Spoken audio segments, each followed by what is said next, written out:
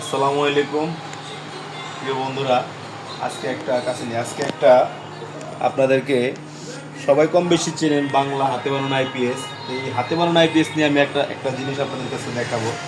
দেখেন, এটা হচ্ছে এই নাতাশা বোর্ডের একটা বাংলা মেশিন। এখন কিন্তু আমার এখানে কারেন্ট বন্ধ, কারেন্টের পাওয়ার দেই নাই, তারপরেও কিন্তু আইপিএস চার্জ হইতেছে। তো এটা কী কারণে হয় সেটা আমি আপনাদেরকে আজকে দেখাবো। সে বন্ধু লাইনে থাকেন। তো আমরা আইপিএসটা খুললাম, খোলার পরে যে দেখেন ভিতরের এই অবস্থা, শুধু ছোট্ট একটা 3 ইঞ্চির একটা ফিটনেসের ট্রান্সফর্মার। এটা আসলে মূলত 500 বিয়ে, আর হচ্ছে এই নাতাশা বোর্ডের একটা সার্কিট ধুলাবালি পড়ছে।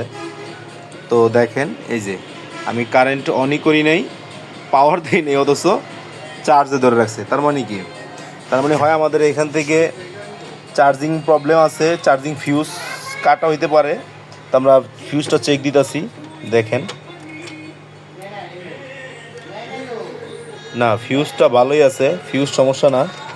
তাহলে সমস্যাটা কোথায়? একটু দেখেন, ভিডিওটা দেখলেই বুঝতে পারবেন।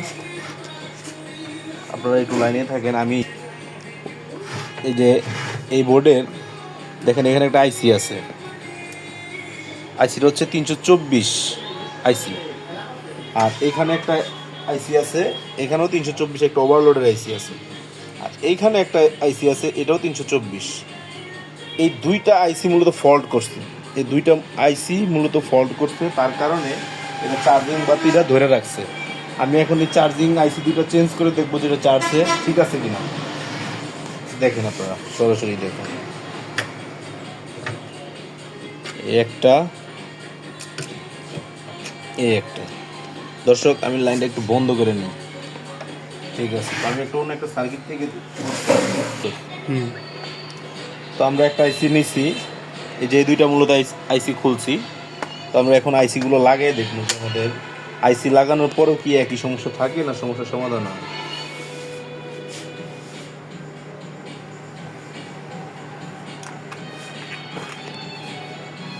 খুব ছোট্ট একটা সমস্যা, আপনারা চাইলেই মুহূর্তের মধ্যে সমাধান করতে পারবেন।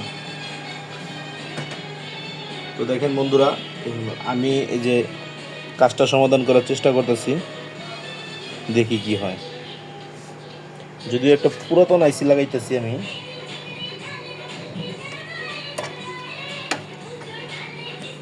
একটা লাগাইলাম,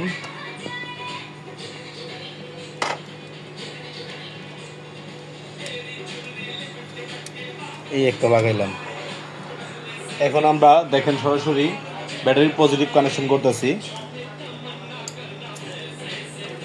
কানেকশন করলাম, এই দেখেন বন্ধুরা, আমাদের চার্জিংটা কিন্তু এখন ধরে না। এখন যদি আইপিএস এর সুইচ অন করি, ও সরাসরি আইপিএস রান করব। এই যে এখন আমি ব্রেকারটা উড়ে দেখি, সিরিজে দিলাম,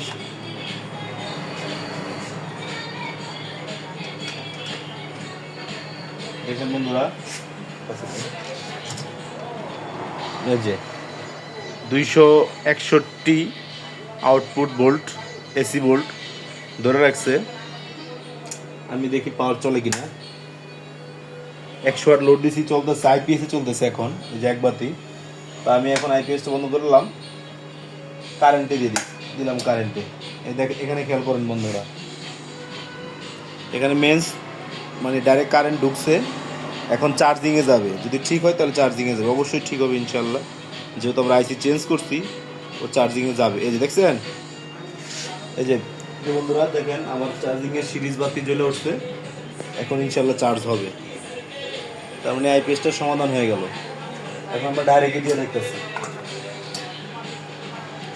এখন আমি এম্পিয়ার মিটার দিয়ে চেক করবো এটা কত এম্পিয়ার। এম্পিয়ারটা চেক করার জন্য একটা এম্পিয়ার মিটার নিলাম। দেখেন,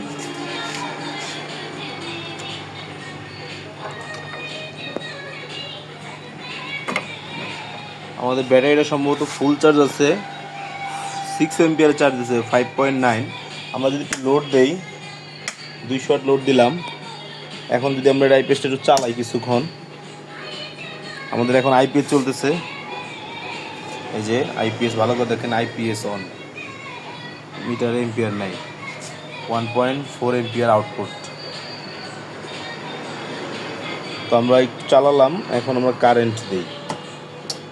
কারেন্ট নিয়ে নিছে অলরেডি। বাংলা বোর্ড তো সাথে সাথে এই জন্য কারেন্ট নিয়ে নেয়।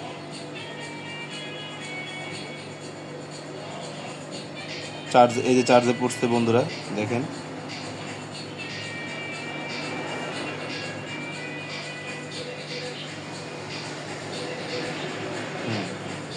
এই যে আমাদের চার্জ হচ্ছে, 6 এম্পিয়ার চার্জ হচ্ছে। ব্যাটারির এম্পিয়ার অনেক কমানো, আমি এম্পিয়ারটা একটু বাড়িয়ে দেওয়ার চেষ্টা করতেছি, দেখতে থাকেন।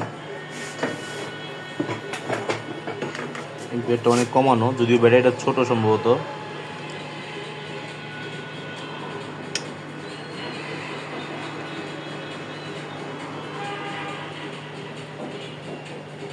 দেখেন মিটার দিকে দেখেন বন্ধুরা, এই যে এম্পিয়ার কিন্তু বেড়ে গেল।